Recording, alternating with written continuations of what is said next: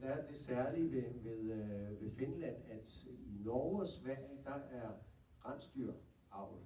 Det er forbeholdt samer. Altså det er et særligt erhverv, som er forbeholdt samer. Hvis man ikke er same, så kan man ikke i Norge eller Sverige drive med rensdyr.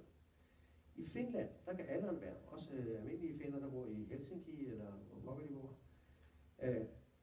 godt drive rensdyr. Altså de kan godt have nogle rensdyr gående op i skovene, og den måde de holder styr på det er selvfølgelig de her øremærker, som vi også kender fra landbruget herhjemme, så man altid ved, hvem der ejer hvem. Og så har man sådan nogle samlingsdage, hvor man ligesom samles for at drive rensdyrene sammen, og så slagte det, der skal slagtes.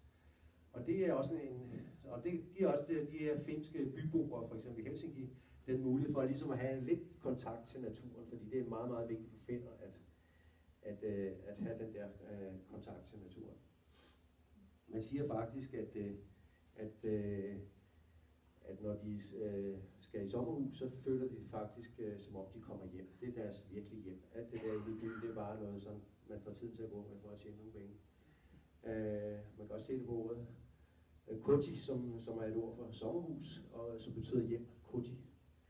Som i Gøne. Det kommer jeg også ind tilbage til, men der er en samisk og finsk af det samme sprog, eller samme sprogstamme, som gør, at ja, de har udviklet sig fra det samme sprog, ikke? Og så selvfølgelig forskelligt. Så kode, som I sikkert kender, det ord fra den samiske telt, eller hvad man skal kalde det, det er det samme som det finske ord koti, som er betyder hjem.